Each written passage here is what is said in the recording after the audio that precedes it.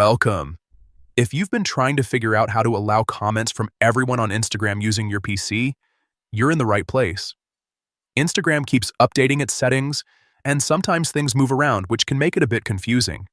But don't worry, I'll walk you through it step by step so you can open your account to more engagement in just a minute. First, go ahead and open the Instagram app on your PC. Make sure you're logged into the account you want to update. Once you're in, take a look at the bottom left corner of the screen. You'll see 3 horizontal lines there, which is basically your main menu.